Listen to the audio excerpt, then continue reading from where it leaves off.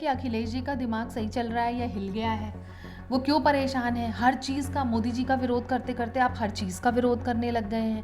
अरे भाई, वो आपके भी स्वास्थ्य के लिए अच्छा है, इसमें पक्ष और विपक्ष की कोई बात ही नहीं है। अगर कम तेल का कंजम्पशन अखिलेश जी या उनके परिवार वाले लोग करेंगे तो उनके स्वास्थ्य के लिए अच्छा रहेगा, ज़्यादा लंबी राजनीति उनकी भी चलेगी हर किसी के लिए। और हमें भी चाहिए कि एक मजबूत विपक्ष हमारे सामने खड़ा हो। आप महिला आयोग की सदस्य हैं, कितने मामले ऐसे आते हैं जो आपको लगता है अब उन अपराधों में कमी हुई या फिर अपराध बढ़ रहा है? क्योंकि जो एनसीआरबी के आंकड़े आए हैं उसमें तो महिलाओं के प्रति अपराध और बढ़ गया है, जबकि उत्तर प्रदेश सरकार जीरो टॉलरेंस की बात करती है और महिलाओं से संबंधित सबसे ज़्यादा जो मामले हैं वो महिला आयोग के पास ही जाते हैं। और अगर हम बात कर लें विपक्षी पार्टियों की, तो मैंने आपसे अभी कहा कि इन्होंने महिलाओं को सिर्फ एक वोट बैंक की तरह इस्तेमाल किया है। बाबा साहब ने महिलाओं को भी वोट देने का अधिकार उतना ही दिया, उतने ही सशक्त किया जितना पुरुषों को है। प्रधानमंत्री नरेंद्र मोदी का जब उन्होंने कहा था ये विपक्ष आपसे मंगलसूत्र छीन लेगा, इस समय ये जो सोने वाला स्टेटमेंट है ना उसको बड़ा कनेक्ट किया जा रहा है, क्योंकि अभी प्रधानमंत्री ने कहा 1 साल तक सोना कम खरीदिए,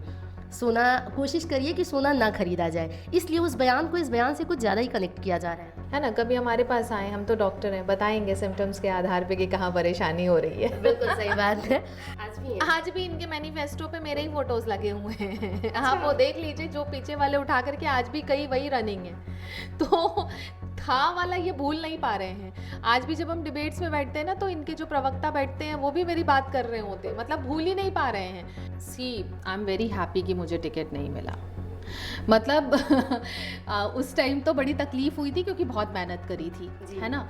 तो बहुत मेहनत की थी तो तकलीफ तो ज़रूर हुई, लेकिन आज मुझे ये महसूस होता है कि जितने लोगों को टिकट दिया, किसी को 400 वोट मिले, किसी को 700 वोट मिले, है ना। तो ऐसे में अगर टिकट मुझे भी मिल जाता तो कांग्रेस की तो स्थिति खराब ही है। कि पानी बचाना ज़रूरी है, चाहे फ्यूल है तो वो बचाना ज़रूरी है, इलेक्ट्रिसिटी है तो वो बचाना ज़रूरी है, पर्यावरण को दूषित होने से बचाना ज़रूरी है। अगर आप ज़्यादा तेल का कंजम्पशन करते हैं तो आपके स्वास्थ्य के लिए वो नुकसानदायक है। आज हमारे साथ मौजूद हैं एक ऐसा चेहरा जिन्होंने उत्तर प्रदेश की राजनीति में महिला सशक्तिकरण की दिशा को एक नई पहचान दी है। लड़की हूँ, लड़ सकती हूँ, कांग्रेस के अभियान से पूरे देश में चर्चा में आई और फिर बीजेपी का दामन थामा। एक होम्योपैथिक डॉक्टर हैं और महिलाओं के सम्मान और न्याय के लिए अक्सर लड़ाई लड़ती हैं। सबसे पहले मैम आपका बहुत बहुत स्वागत है। हमारे साथ मौजूद हैं डॉक्टर प्रियंका मौर्य जी। बहुत धन्यवाद आपका, थैंक यू। मैम, आप एक डॉक्टर हैं, इसके साथ साथ आपका होम्योपैथिक क्लिनिक भी है और आप राजनीति में भी बराबर सक्रिय हैं। इन सारी चीज़ों को एक साथ कैसे मैनेज करती हैं? क्यों, महिलाएं सब कुछ कर सकती हैं, इसलिए मैं भी करती हूँ।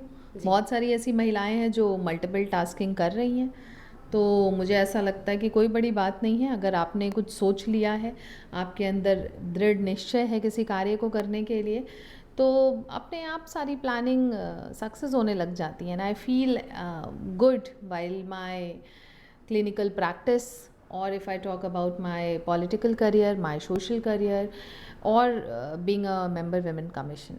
जी, आप आजमगढ़ अक्सर जाती हैं, जन सुनवाई के दौरान वहाँ पर महिलाओं की समस्याओं को सुनती हैं।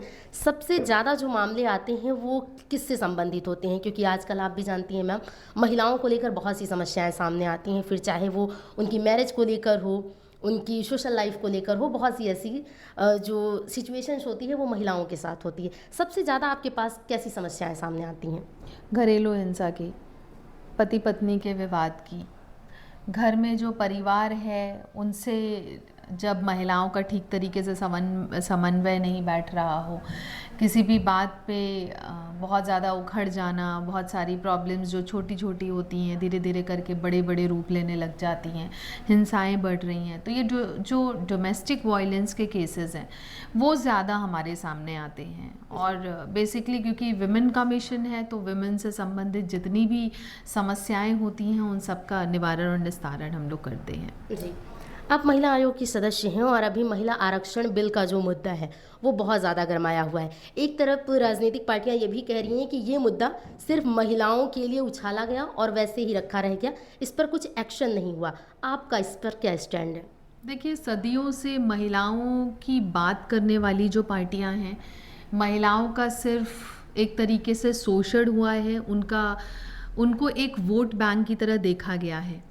मैं समझती हूँ कि आज के इस युग में आदरणीय प्रधानमंत्री श्री नरेंद्र मोदी जी के नेतृत्व में महिलाओं को उनका हक और अधिकार मिल रहा है और उनके बारे में सोचा भी जा रहा है। और ऐसे में ये जो महिला आरक्षण बिल आया, शक्ति वंदन अधिनियम, ये महिलाओं को सशक्त करने के लिए आया, महिलाओं की एक प्रॉपर भागीदारी हर जगह पे हो। अच्छा, इसको मैं थोड़ा सिंपल वर्ड्स में भी आपको समझा दूं कि इसकी क्या आवश्यकता है। आज विमेन कमीशन की जो इतनी ज़्यादा ज़रूरत पड़ रही है, क्यों पड़ रही है? क्योंकि हर जगह ज़्यादातर महिलाओं का उत्पीड़न हो रहा है, चाहे उनका वो वर्क प्लेस हो, प्रोफेशनल लाइफ हो, चाहे उनकी जो पर्सनल लाइफ हो, घरेलू हिंसा के केसेस हों। तो हर जगह अगर हम महिलाओं की बात करें तो ये जो शोषण हो रहा है, क्यों हो रहा है? क्योंकि महिलाओं की संख्या अन्य जगहों पे कम है। वर्क प्लेस पे भी जो शोषण की बात हो रही है, वहाँ पे भी महिलाओं की क्योंकि संख्या कम है। अब इस कम संख्या में ही ये दिक्कतें आती हैं, क्योंकि जब महिलाओं का नेतृत्व बेटर जगह पे होगा तो उससे क्या होगा कि महिलाएं जब ठीक जगह पे बैठेंगी तो महिलाओं की पीड़ा को, उनकी समस्याओं को समझेंगी। ऐसे में उनको न्याय मिल पाएगा, उनके स्वास्थ्य पे भी सोच पाएंगे, उनकी शिक्षा पे भी सोच पाएंगे, उनको उनका सम्मान और अधिकार मिले, इस पे भी बात करने के लिए वो महिला बैठी होगी जजमेंटल सीट पे, जो उसको हेल्प आउट कर पाएगी। ऐसे में महिलाओं को हर तरीके से उन्नति के रास्ते पे ले जाने के लिए इस तरीके की चीज़ें, इस तरीके के स्टेप्स उठाए जा रहे हैं। और उसी में ये एक अधिनियम है, शक्ति वंदन अधिनियम, जिससे महिलाओं को हम सशक्त कर सके। तो ये भागीदारी बढ़ाने का प्रयास है। और अगर हम बात कर लें विपक्षी पार्टियों की, तो मैंने आपसे अभी कहा कि इन्होंने महिलाओं को सिर्फ एक वोट बैंक की तरह इस्तेमाल किया है। बाबा साहब ने महिलाओं को भी वोट देने का अधिकार उतना ही दिया, उतने ही सशक्त किया जितना पुरुषों को है, लेकिन वही अधिकार का आज हनन हो रहा था। और आज महिलाएं बेहतर तरीके से अपना नेतृत्व कर पाएं, बेटर जगह पे बैठ करके, ये उसके लिए किया गया। बट अब इसको भी गलत तरीके से प्रेजेंट करने का प्रयास कर रहा है विपक्ष। और क्योंकि विपक्ष ये अब समझ रहा है कि उनकी गद्दी खतरे में पड़ रही है, क्योंकि आज तक वो अपने परिवार के लिए करते रहे, उनके घर की महिलाएं, बहनें, माँ, ये लोग राजनीति में रहे। लेकिन अगर एक नॉर्मल नारी सशक्त होती है तो इनकी जो गद्दी है वो खिसकती हुई सी इनको नज़र आ रही है, और इसी पे डरे हुए हैं, और इसी डर के मारे ये फिर से गलत चीज़ का प्रचार और प्रसार कर रहे हैं। मैम, जैसा कि एनसीआरबी के आंकड़े आए, उसमें दिखाया गया कि उत्तर प्रदेश में महिला अपराध में उत्तर प्रदेश टॉप पर चल रहा है। आप महिला आयोग की सदस्य हैं, चूँकि आपसे सवाल हमारा इसलिए ऐसे रहता है कि आप महिला आयोग की सदस्य हैं, कितने मामले ऐसे आते हैं जो आपको लगता है अब उन अपराधों में कमी हुई या फिर अपराध बढ़ रहा है? क्योंकि जो एनसीआरबी के आंकड़े आए हैं उसमें तो महिलाओं के प्रति अपराध और बढ़ गया है, जबकि उत्तर प्रदेश सरकार जीरो टॉलरेंस की बात करती है, और महिलाओं से संबंधित सबसे ज़्यादा जो मामले हैं वो महिला आयोग के पास ही जाते हैं। आपने शायद ठीक से पढ़ा नहीं है। अभी 4 दिन पहले की एनसीआरबी की जो रिपोर्ट आई है उसमें उत्तर प्रदेश में महिलाओं के साथ सबसे ज़्यादा न्याय हो रहा है, क्योंकि हम ज़ीरो टॉलरेंस की नीति पे कार्य कर रहे हैं। तो उनकी जो प्रॉब्लम्स हैं उनका निवारण और निस्तारण ज़्यादा तेज़ी से हो रहा है। और उत्तर प्रदेश का जो ग्राफ है अन्य राज्यों के मुकाबले बहुत ही ज़्यादा बेहतरीन आया है। तो ये एनसीआरबी का जो डेटा अभी 4 दिन पहले आया है, आप प्लीज़ उसको चेक करें। मैम बिल्कुल, मैं उसी को चेक की थी। मैं आपको दिखाना चाहूँगी, अखिलेश यादव ने अभी 4 दिन या 6 दिन पहले उन्होंने अपनी वॉल पे शेयर भी किया है कि एक तरफ प्रदेश सरकार उत्तर प्रदेश में आंकड़ों की बात कर रही है कि महिला अपराध कम हुआ है, और दूसरी तरफ अभी उसके जो आंकड़े आए हैं वो हम आपको शेयर करते हैं। इसके अलावा आपको अभी हम वो डिटेल आपको दिखाते हैं फिलहाल के लिए। मैंने देख ली है, क्योंकि आयोग की मैं सदस्य हूँ, तो मेरा भी इन सब चीज़ों पे निरंतर मेरी नज़र रहती है। तो ये 3 दिन पहले 4 दिन पहले के जो आंकड़े हैं वो आप ज़रूर देखिए। अन्य राज्यों के मुकाबले और पहले के मुकाबले पहले से ज़्यादा तेज़ी से इनका निवारण और निस्तारण हो रहा है। जी। अच्छा, अभी प्रधानमंत्री नरेंद्र मोदी हैदराबाद में थे, कल की बात है, तब उन्होंने कहा कि 1 साल के लिए आप लोग सोना मत खरीदिए और खाने पीने की चीज़ों में जैसे तेल की कमी करिए, और इससे स्वास्थ्य पे भी असर होगा और देश हित में काम होगा। पेट्रोल डीजल का भी सीमित उपयोग करिए। इस पर क्या कुछ कहना चाहेंगे? तो देखिए, हम लोगों ने तो ये बचपन से पढ़ा है ना कि रिसोर्सेज को वेस्ट नहीं करते हैं। तो अगर इस चीज़ के प्रति हमारे देश के प्रधानमंत्री आदरणीय मोदी जी जागरूक कर रहे हैं तो इसमें क्या गलत बात हो गई भाई? आप बताओ ना कि घर में हम तो ये सब बहुत पहले से जान रहे हैं ना कि पानी बचाना ज़रूरी है, चाहे फ्यूल है तो वो बचाना ज़रूरी है, इलेक्ट्रिसिटी है तो वो बचाना ज़रूरी है, पर्यावरण को दूषित होने से बचाना ज़रूरी है। अगर आप ज़्यादा तेल का कंजम्पशन करते हैं तो आपके स्वास्थ्य के लिए वो नुकसानदायक है। तो प्रधानमंत्री ने कौन सी गलत बात कर दी जो विपक्ष को इस पे भी मिर्ची लग रही है। हाँ, क्योंकि प्रधानमंत्री मतलब का सोचने वाली बात है कि अखिलेश जी का दिमाग सही चल रहा है या हिल गया है।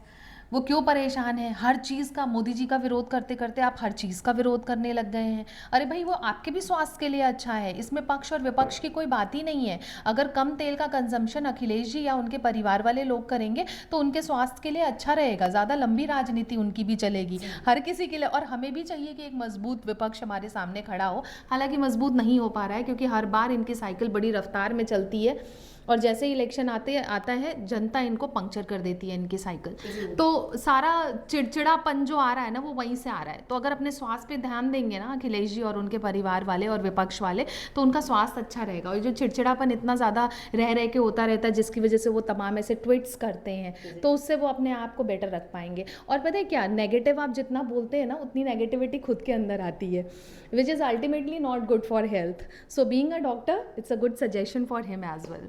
ओके। मैम, मंगलसूत्र का आपने वो बयान सुना था प्रधानमंत्री नरेंद्र मोदी का, जब उन्होंने कहा था ये विपक्ष आपसे मंगलसूत्र छीन लेगा। इस समय ये जो सोने वाला स्टेटमेंट है ना, उसको बड़ा कनेक्ट किया जा रहा है, क्योंकि अभी प्रधानमंत्री ने कहा 1 साल तक सोना कम खरीदिए, सोना कोशिश करिए कि सोना ना खरीदा जाए, इसलिए उस बयान को इस बयान से कुछ ज़्यादा ही कनेक्ट किया जा रहा है। देखिए, मैं तो कहूँगी कि ये बहुत ही भावनात्मक और आत्मीयता भरा स्टेटमेंट है, इसलिए क्योंकि इतनी छोटी छोटी चीज़ों पे ध्यान दिया जा रहा है कि हम कैसे अपने घर को, अपने राष्ट्र को संभाल के रख पाएँ, हम कैसे अपने रिसोर्सेज को बचा करके रख पाएँ कि हमारी आने वाली जो पीढ़ी है उसको भी ये समस्याएं ना हो। तो ये सबको हम अगर पॉजिटिव वे में देखना चाहेंगे तो दैट विल बी पॉजिटिव। अगर हम विपक्ष में बैठे हुए हैं और हमें सिर्फ राजनीति ही करनी है, लोगों के हित के बारे में नहीं सोचना है, सिर्फ ये सोचना है कि हम कैसे गद्दी में अपने वापस आ जाएं, तो उस पर आपको काम करना पड़ेगा, क्योंकि जनता ने सिरे से नकार दिया है इन लोगों को। ये इसमें किसी राजनीतिक पार्टी ने नहीं नकारा है, जनता नकारने वाली है इनको। और ये इस चीज़ को बिल्कुल भी एक्सेप्ट करने की कंडीशन में नहीं है। इनको ये लगता है कि नहीं, हर बार हम झूठ फैलाएंगे, जैसे ही रिजल्ट आएंगे हम दूसरे के ऊपर ठीकड़ा फोड़ेंगे, अपनी कमियों को ना निहारते हुए। तो ये बहुत सोचने वाली और विचलित करने वाली बात विपक्ष के लिए, क्योंकि वो एक्सेप्टेंस नहीं है उनके अंदर कि हमने अगर कार्य किया होता तो जनता आज हमें प्यार से उसी गद्दी पे बिठा के रखती। जी मैम, देखिए आंकड़ों की बात हम कर रहे थे। अखिलेश यादव ने 2 दिन पहले अपनी वॉल पे पोस्ट किया, अब आप अखिलेश जी का ट्वीट पढ़ेंगी और अखिलेश जी की बात करके मुझसे एनसीआरबी के डाटा की बात करेंगे तो फिर तो कोई मतलब ही नहीं है, क्योंकि अखिलेश जी आजकल ट्वीट जी मैम बीबीसी मजा बहुत आ रहा है। आप देखिए ना, बीबीसी न्यूज का स्क्रीनशॉट अखिलेश यादव ने डाला और उसमें महिलाओं के खिलाफ जो अपराध के मामले हैं, देखिए अगर आपसे सवाल किया जाएगा आप नहीं तो उत्तर प्रदेश में ये सबसे ज्यादा है। जी हाँ, देखिए ये बीबीसी न्यूज़ ने डाला है, उसका स्क्रीनशॉट अखिलेश यादव ने शेयर किया और उसमें देखिए ये ग्राफ भी प्रॉपर बनाया गया है। इस बिहाफ पे मैंने आपसे ये सवाल किया था, तो सिर्फ अखिलेश जी का ये ट्वीट नहीं है, इसमें बीबीसी अपराध के मामले बढ़ रहे हैं और उनमें रेजोल्यूशन के मामले, उसका भी डेटा आप मुझे दो। हाँ, ये बात तो आपने मुझे अपराध का मामला दिखाया, लेकिन इन अपराधों में कैसे कमी आ रही है उस पे हम कहाँ स्टैंड कर रहे हैं वो भी डेटा आप ही मुझे दिखाओ। हाँ बिल्कुल, मैं आपको दिखाती हूँ तब तक के लिए, क्योंकि आप सिर्फ कंप्लेन कर सकते हैं, विपक्ष में बैठे हुए लोगों की बात कर रही हूँ, I am not talking about you. आप विपक्ष में बैठ करके कंप्लेन कर सकते हैं, हमारा काम है बैठ करके उसका रेजोल्यूशन करना। विमेन कमीशन की मेंबर होने के नाते मैं आपको ये सुनिश्चित करना चाहूँगी कि ज़्यादातर मामलों के निवारण और निस्तारण हम बैठ करके करते हैं। 20 में से केस आते हैं, अगर हमारे पास 20 केस आ रहे हैं तो हमारा ये प्रयास रहता है कि 16 लोगों को उसमें राहत मिले। तो ultimately we are giving relief to those womens who are staying in Uttar Pradesh. तो हमारा ये कार्य है और हम इसको पूरी जिम्मेदारी और पूरी निष्ठा के साथ करते हैं। तो सिर्फ आंकड़े गिनवा देने से काम नहीं चलेगा, उनके रिजोल्यूशन पे भी बात करना होगा। बिल्कुल बात करनी होगी मैम, और आप बात भी कर रही हैं क्योंकि आप प्रॉपर उस सीट पर बैठी हैं जहां आप लोगों की समस्याओं का निवारण कर रही हैं। रही बात विपक्ष की, तो आंकड़े तो पेश होते हैं मैम, ये आप बहुत अच्छे से जानती हैं। अब बात करते हैं पश्चिम बंगाल की राजनीति पर। आपने कहा कि इनकी साइकिल की रफ्तार चलती बहुत तेज़ है लेकिन उतर जाती है। अभी पश्चिम बंगाल में बीजेपी की जीत हुई, इसको भी विपक्ष ने कह दिया कि लूट हुई है। इस पर आपका क्या स्टैंड है? देखिए और अगर अगर ये लूट भारतीय जनता पार्टी को करनी है तो हर स्टेट्स में होती ना। जहाँ पे हारे हैं वहाँ पे क्या। हाँ, ये सवाल तो विपक्ष से भी हम पूछते रहते हैं कि जहाँ हारते हैं फिर वहाँ ईवीएम क्यों नहीं आती हैं। वहाँ पे हम तो नहीं हल्ला करते कि भाई तुमने चोरी कर लिया, तुम्हारी सेटिंग हो गई। तो बस बहुत सिंपल सी चीज़ है और बहुत लॉजिकल चीज़ है। जनता सब समझ रही है, बहुत समझदार है जनता। जनता के ऊपर कोई किसी का कुछ नहीं चलता और जनता समय आने पे सही जवाब देती है। अब ये मानने को नहीं तैयार है अपनी कमी, तो क्या करें, है ना। कभी हमारे पास आए, हम तो डॉक्टर हैं, बताएंगे सिम्टम्स के आधार पे कि कहाँ परेशानी हो रही है। बिल्कुल सही बात है। और अभी जैसे आपने जब पश्चिम बंगाल में भारतीय जनता पार्टी की जीत हुई, आपने कहा घुसपैठिए चाहे इटली के हो या बांग्लादेश के, बर्दाश्त नहीं किए जाएंगे। सीधा निशाना कहाँ था मैम? देखिए भाई, मतलब सीधी सी बात है, घुसपैठिए किसको पसंद है? आपको पसंद है? नहीं, बिल्कुल नहीं। आपको पसंद हो, इनको पसंद हो, उनको पसंद हो, किसी को नहीं पसंद है भाई। तो हम तो राष्ट्र की बात करते हैं, देश की उन्नति की बात करते हैं और वही हमारा जो है फंडा है, हम लोगों के लिए कार्य करते हैं। जी। अच्छा, उत्तर प्रदेश में अब की बार जैसे कैबिनेट का विस्तार हुआ तो उसमें कहा गया महिला आरक्षण की बात भारतीय जनता पार्टी करती रही, लेकिन कैबिनेट में 8 मंत्रियों ने अभी शपथ ली, उसमें सिर्फ एक महिलाओं के प्रति वो भागीदारी बढ़ी क्यों नहीं? देखिए मुझे भी ऐसा लगता है कि ये होना चाहिए।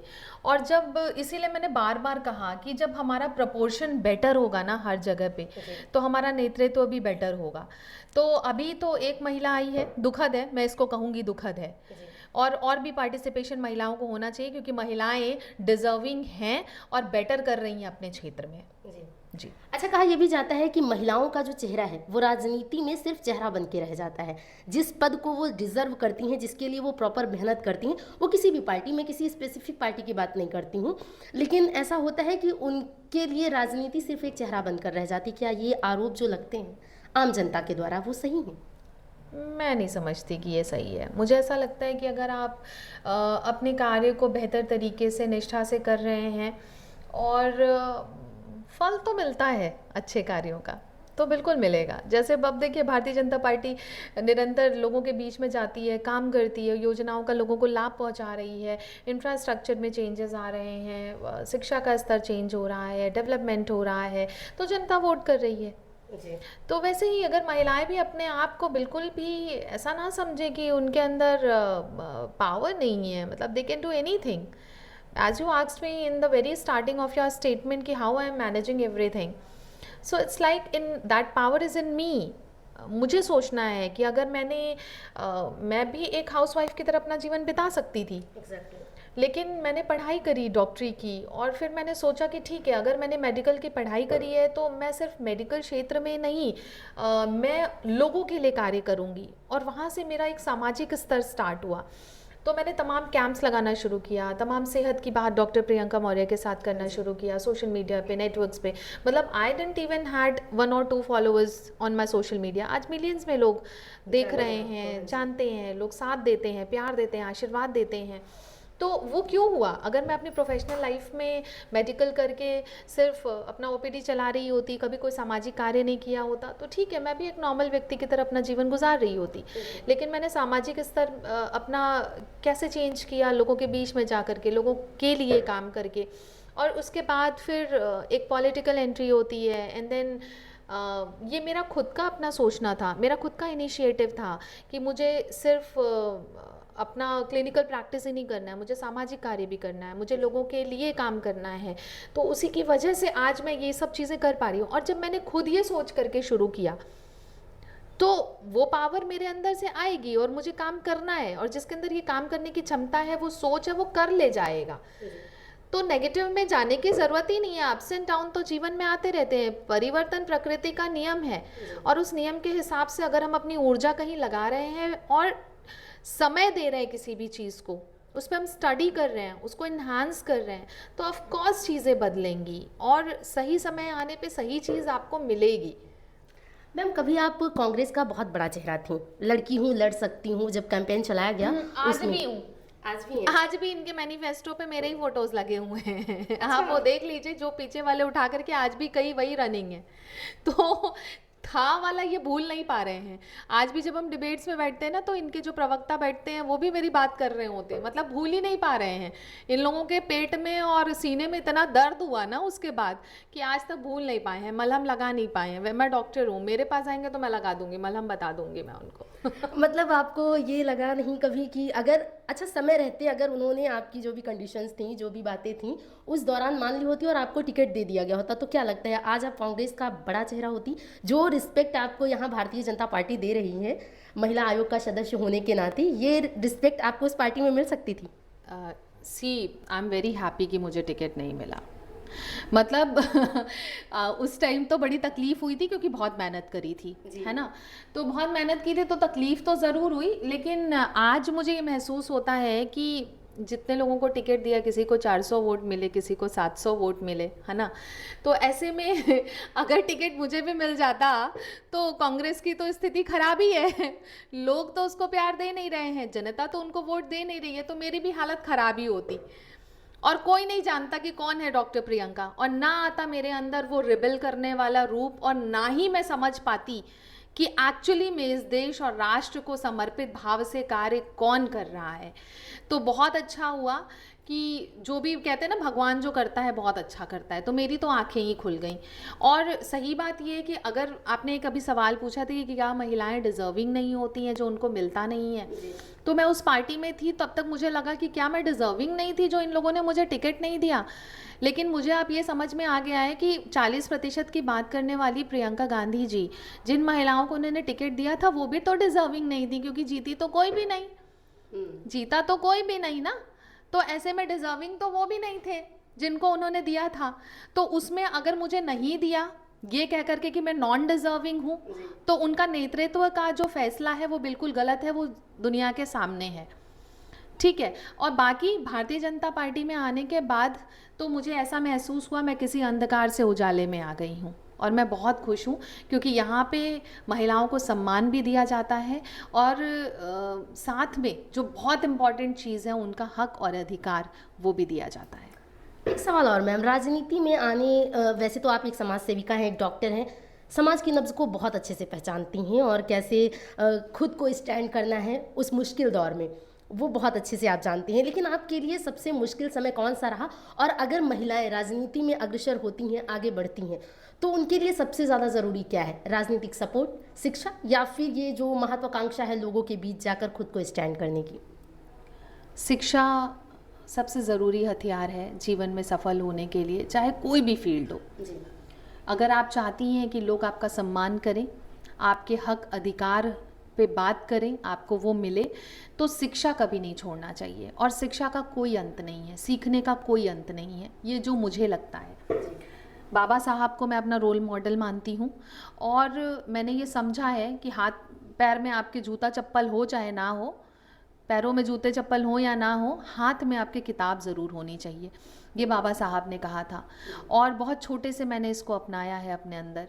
तो बहुत ही गरीब परिवार से, बहुत निर्धन परिवार से थी मैं, और मेरे पिता ने बड़ी मेहनत करके अपना मेडिकल कंप्लीट किया, मुझे सही रास्ता दिखाया, और आज वो सही रास्ता मैं अपनाते हुए, शिक्षा को अपना हथियार बनाते हुए जीवन में आगे बढ़ रही हूँ। और मैं ये समझती हूँ कि हर महिला को मेहनत करना चाहिए, शिक्षा को अपनाना चाहिए, और साथ ही साथ अगर हम लीगेसी की बात कर लें, मेरी कोई लीगेसी नहीं है पॉलिटिकल।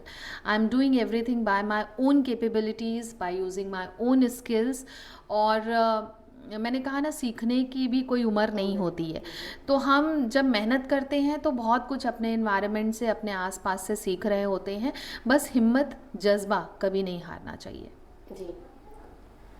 तो ये थी हमारे साथ डॉक्टर प्रियंका मौर्य जी, जिन्होंने बहुत ही बेबाकी के साथ अपनी बात रखी, और सबसे ज़रूरी बात जो उन्होंने महिलाओं के लिए कही कि शिक्षा नहीं छोड़नी चाहिए, सीखने की कोई उम्र नहीं होती है, और खुद को कभी कमज़ोर मत समझिए, क्योंकि आप वो कर सकते हैं जो शायद कोई नहीं कर सकता। और एक बहुत अच्छा क्वाइट भी कहा गया है कि आप वो कर सकते हैं जो आप सोच सकते हैं, और आप वो सोच सकते हैं जो किसी ने सोचा ही नहीं। तो इन्हीं सब बातों के साथ, बड़ी बेबाकी के साथ इन्होंने अपनी बात रखी, और महिलाओं को इनसे बहुत कुछ सीखना चाहिए, प्रेरणा लेनी चाहिए, क्योंकि जैसा कि इन्होंने बताया कि इनकी कोई लेगेसी नहीं है। इन्होंने अपने दम पर बहुत नाम कमाया, एक डॉक्टर से समाज सेविका और समाज सेविका से सीधे राजनीति में, वो भी राज्य महिला आयोग की सदस्य जैसा बड़ा पद इन्होंने अपने दम पे कमाया है। कैसा लगा आपको ये इंटरव्यू? कमेंट करके हमें ज़रूर बताएं, और आपकी कोई राय हो तो वो भी हमें ज़रूर बताएं।